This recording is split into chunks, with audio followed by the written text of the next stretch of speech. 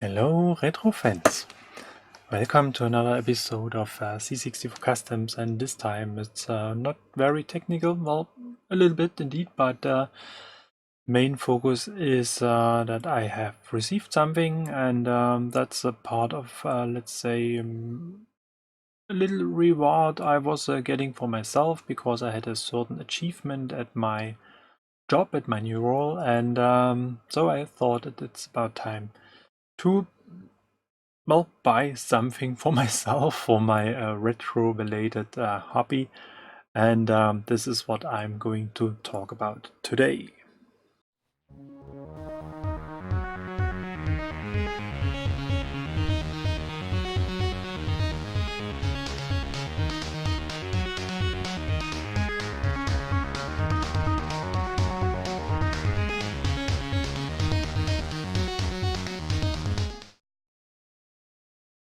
And let's jump directly into, let's say, the main topic of this episode. And usually I do not mention very often where I get my stuff from, but this time I really have to say I got this from eBay from a seller called theatticbug, and I have, I think, ordered 2 or 3 times stuff from his shop, or his, well, eBay shop, and he's located in the UK, and therefore it is always a little bit tricky regarding shipment costs and all that things, but that's one of the main reasons why I usually order 2 or 3 items, and basically that's all kind of distributes the shipping costs between the items. And what's really worth mention is that this shop is using a very or it's paying a lot of attention to the packaging. And as you can see, it's a standard plastic bag with a standard bubble envelope inside, and then there comes another packaging part, and this is a packaging like this, and then you have some additional bubble wrap, and this is basically one of the best shipping methods, whatever we want to call this, I've seen so far, and therefore you can really be very, let's say, relaxed that your items, your stuff are going to receive or going to arrive at your place undamaged. So, and what I have bought for myself is the Q-Bert cartridge I was looking for quite a long time, and as you can see, it is the standard Parker Brothers cartridge case, which is pretty unique, and it has the original label. It has already some well, aging, but well, it's kind of original. But this is what I want to test later today. The main reason for this episode is that I got 2 tapes in addition to this cartridge, and one is going to be Paperboy, something I was looking for quite a while as well, and the other one was just because it was available, it's Ghostbusters 2. Whether these are good games or not, that's, I think, up to you. But what I want to test today is how to get those tapes onto my Tapuino Mini. And we are not going to test this to the extent that we're going to load the game from the Tapuino Mini, but we are going to create the tab file with the help of this 1541 Ultimate 2 Plus, and therefore we have to perform a couple of steps. It's not as easy as it sounds maybe, but it's not too tricky either. The main requirement is that you have the 1541 Ultimate 1, 2, 2 Plus, whatever version. I think it's going to work with all of them, and I think I have tested it in the past as well. And you need this so-called tape adapter Ultimate 2 Plus. It is unique for every version of the Ultimates. So please be careful that you pick the right tape adapter for the related or responding cartridge, so to say. And then indeed we're going to need the tape recorder or the dataset, and then we're going to use some onboard functions of the Ultimate 2 Plus to capture, hopefully, the tab file of this tape. So, as you can see, it is an original tape. That's very nice. The cover is a little bit beaten up already, but well, it is about 30 years old, I think. And for people like me, it's indeed a bit hard to read. So even if we zoom on it a bit, it is not very good to read, but well, I think playing the game is not so hard. We have Commodore's.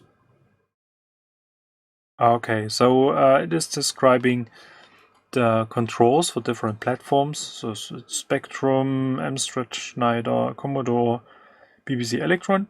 In Commodore there is just a Steuerknüppel Buchse 2 in German. And is there an English version as well? There's a French version. Ah, maybe here. And it says joystick part 2. Well, as simple as it is. So let's put this aside and let's see whether we can go and load the tape. And before we are able to do so, now I have spoiled this a little bit, so let me quickly just reboot my C64. Because that's something we have to, well, do especially for this setup, because I'm running Jiffy DOS on this MK2 board, and by default Jiffy DOS is disabling the joystick port. So if you want to load a game with shift run stop, then it says device not present error. But fortunately there's an easy fix. So usually we should connect this board via USB to a whatever PC, Mac machine, and then we have to transfer the firmware to the Ultimate, to the reloaded MK2, and there's an easier way because we have the Ultimate 2 Plus connected. We just have to hit the button, and then we jump to our file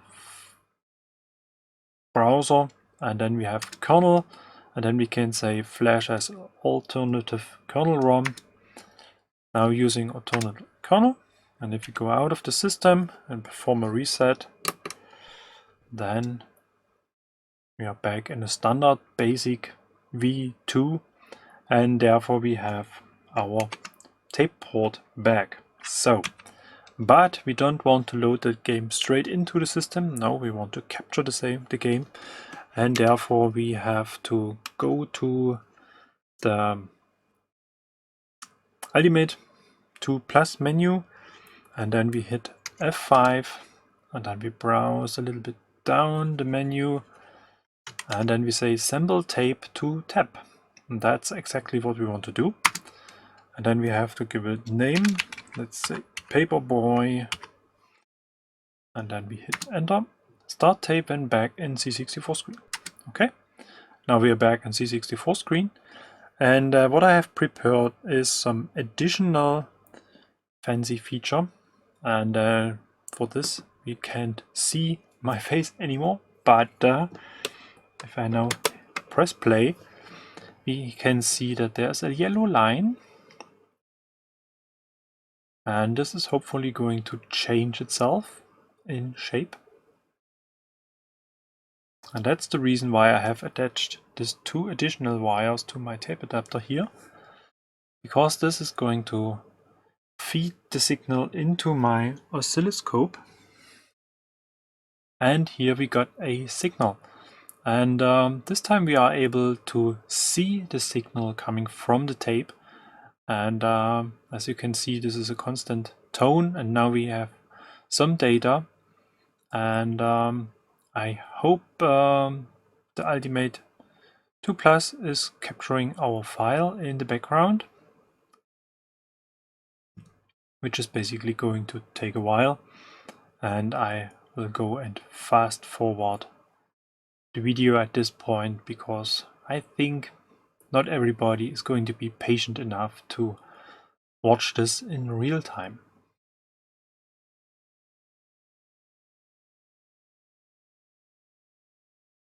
So it looks like we've reached the end of the tape.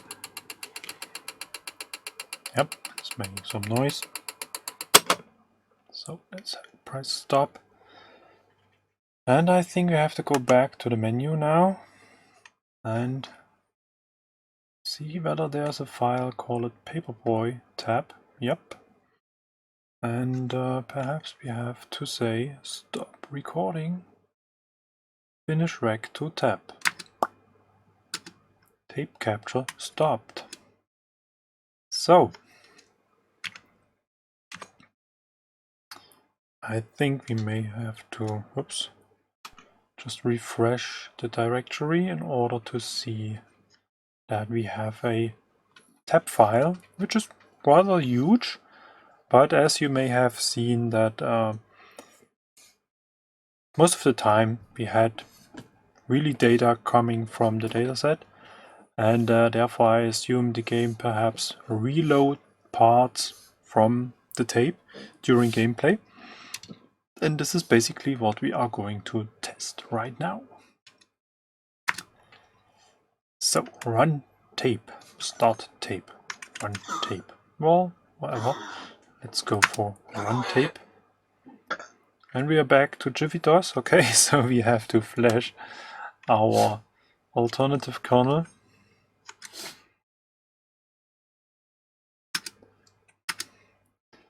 And test this again. Run tape. Not present.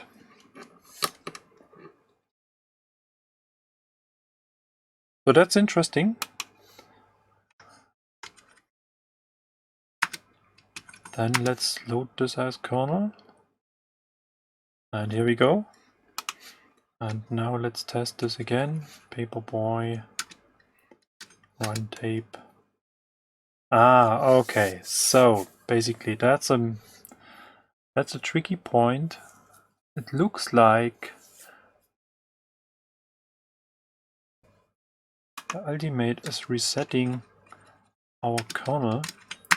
Let's try something else. And we say Paperboy, oops, wrong direction, sorry. Start tape.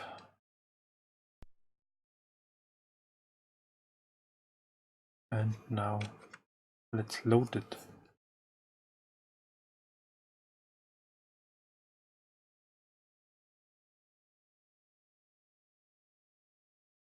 So we see that there's data coming from the Ultimate because the tape drive is off. So actually it's not feeding data into our C64. And well, found Paperboy. Looks like our C64 is loading the tape from the Ultimate cartridge. And this is basically taking as long as it was to load the data from the tape to the cartridge. So we may have a couple of minutes where we have to wait for the results. This loading screen and this famous C64 loading bars around the picture. And this is probably one of the, well, flares tape fans like myself are really looking for, and kind of icing the cage would be some nice music while loading now, as we have seen this many times from other famous games, and especially from games developed by Richard Bayless. He's producing very nice tape loader version of his games, and let's see whether we can have some music right now. Still some more loading. Interestingly, the waveform captured by the oscilloscope looks very similar to the one we have received from the tape file. And here we can see that basically a tap file is nothing else than some kind of a wave file containing the information. So that's not a digital format. Well, kind of, but not in terms of real data. It is really some kind of audio file, and therefore the big size of even a small game like Paperboy. The Paperboy has been one of the first games I have played on the C64, and it was, well, the early 90s. I mean, in the 80s I had no chance to play Paperboy on the C64, but in the early 90s it was one game where I had particular problems with, because it was, I don't know, I had real issues to get all those things sorted. But I was really impressed by this isometric view and this kind of a 3D feeling. But I have to admit that the first version of Paperboy I have played were coming from a disc, and therefore I had not this kind of enjoyable loading experience.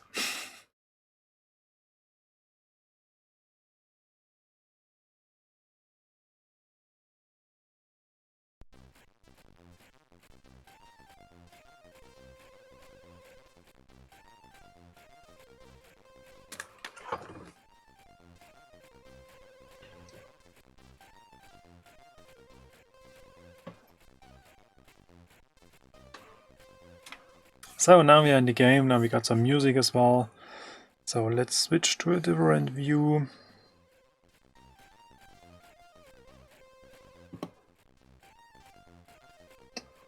Well, I was looking for something else.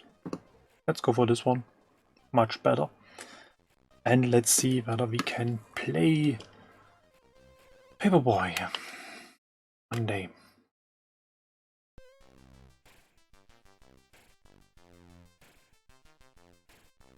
As I remember, there are a lot of things approaching us, like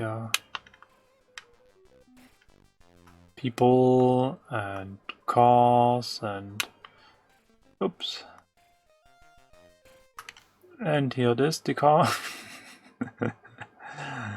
And it's really surprising that the screen is so huge, and there are so many details on the left hand, or on the left side. Not sure whether they get some paper, but when there's something coming from ahead of us, there's not that much time to react to it. We can use the pedestrian path as well. Oh, we can't jump from the hard shoulder. Okay. Oh, the dog. Oh, he's chasing us. Well, that's basically what ducks are doing. Game over. Your score 600. I'm probably not going to be the best paid Paperboy in the world. Let's see whether we can improve this, and then I think we move on to test the cartridge. That's something where I'm really looking forward to. I missed it. I think that was the point where the car is coming. We may go this way. Yeah, I avoided.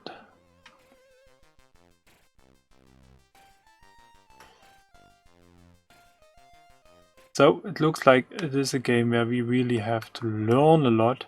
Oops.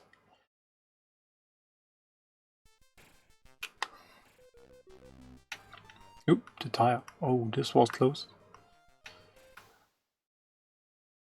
And the gutter. A lot of things to pay attention to. And we escaped the dog. Very good. Oh, the tire again.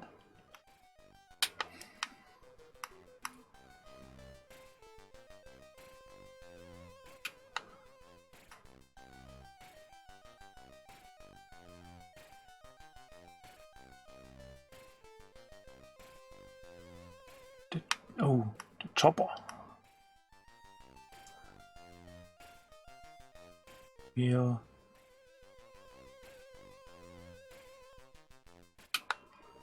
Oh, we missed it. Again.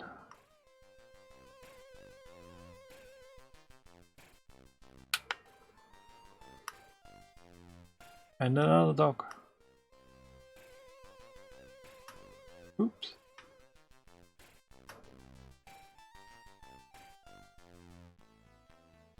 Looks like we made it to the end of the street. Ooh! Ah, damn it.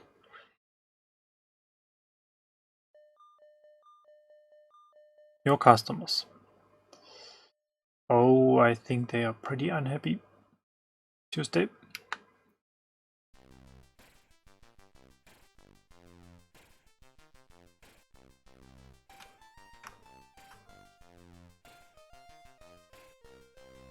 Oh, a ninja, whatever. Ah, missed it. And the car. Oh, I wasn't paying attention. Game over. Well, it looks like I have to practice this a little bit. So I have improved my score at least a little bit, but not very good.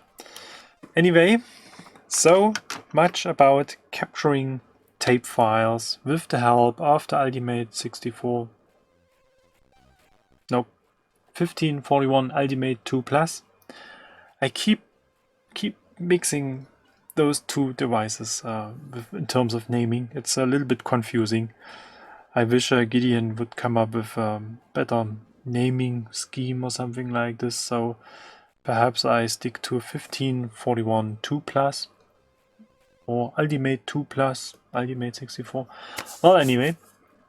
And yeah, basically what we are going to do right now is to check whether Q-Bert is running as a cartridge game. I will go and capture Ghostbusters 2 as a tab file as well, and then I'm going to copy this to my Tapuino, but since we've learned that this takes quite a while, we are not going to do this right now, perhaps not today. The procedure is going to be the very same. Worth mention, I think, is that it is indeed a bit tricky to estimate how long the tape is going to run. But for most original tapes I have seen so far, the tape is as long as it is required to load the data into the game, into the C64. So, and if you have a game that reload parts later in the game, then the tab file has to contain those parts as well. And therefore it's really important that you capture the whole tape as a tab. And well, this is kind of preservation, yeah, kind of approach. So if you really want to capture your original tapes, then that's probably the way to go. But if you are looking to load tab files and you're not going to use your old data set or something like this, then most of the time Googling for it, it's probably most faster way, I was going to say, and therefore it is probably not for everybody's purpose. Anyway, let's switch off this thingy and see whether we can get Q-Bert to start. And here we can see that there is indeed a huge difference, hopefully, between loading a tape and using a cartridge. So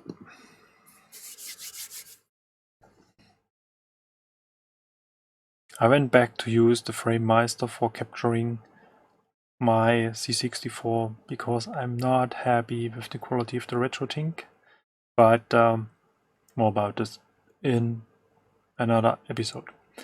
So, Parker Brothers present Milestar Electronics Q-Bert. Select 1 or 2 player game. Well, actually 1. Level 1. So.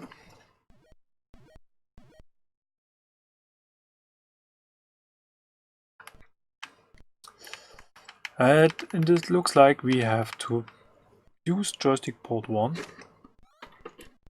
Let's connect this. And I jumped into the wrong direction. Well, that's kind of learning curve as well.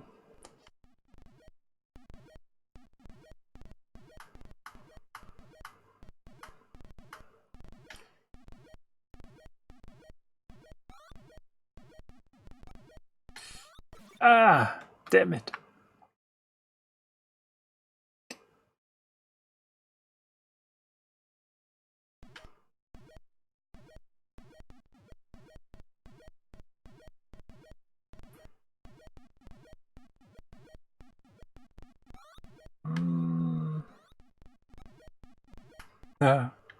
Too many things. I should have used the disc. Let's see whether we get a chance. Game over, player 1. I haven't finished level 1. That's hard.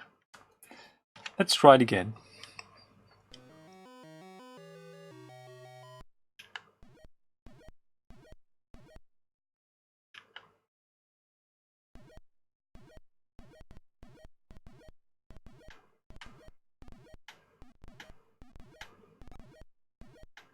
Yeah.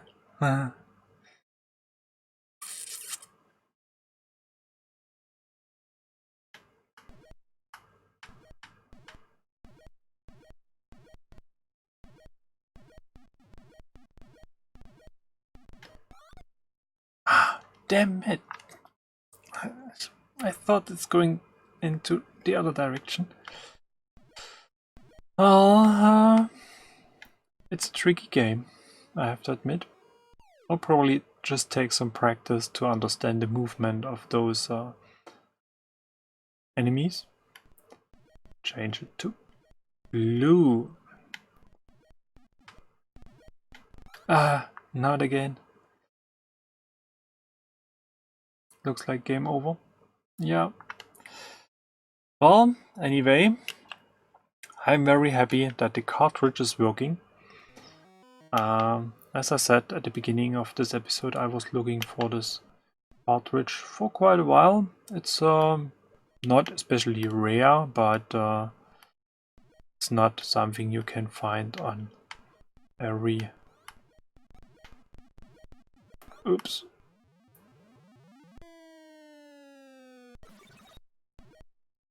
We get rid of all those bouncing things if we're going to use the disc. No! Why is that? It is always jumping in our direction? Something I really have to understand. Looks like, yeah.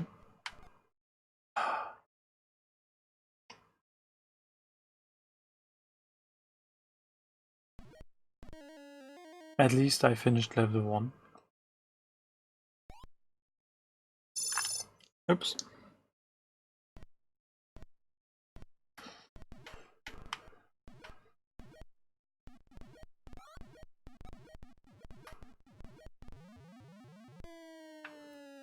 So then let's use the features we have in this level.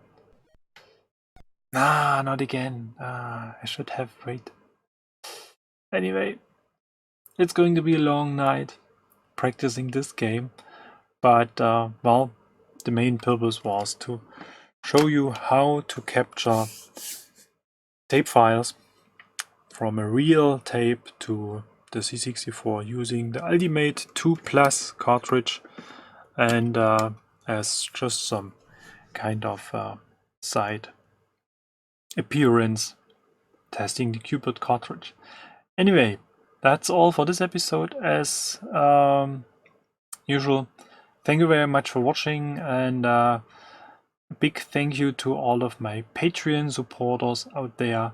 I highly appreciate your support, and if you want to join the club, then feel free to support me on Patreon, or even better, feel free to join the YouTube channel membership. I have some, well, let's say additional features added to the YouTube membership, something that's not as easy to accomplish on Patreon, and therefore it is indeed worth, well, taking a look and consider to support the channel even more. And I have well, started a poll on my YouTube channel about the topic of the next episodes.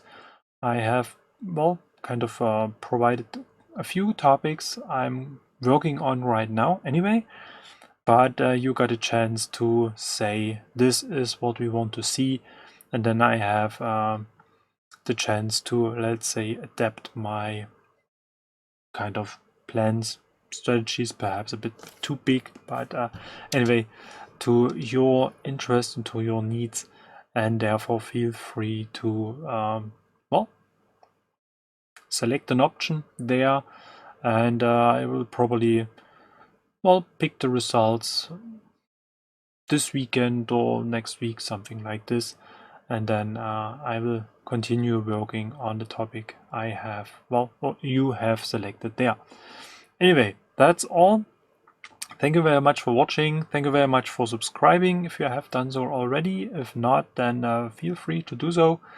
And then see you for the next episode, and have a nice day. Bye bye.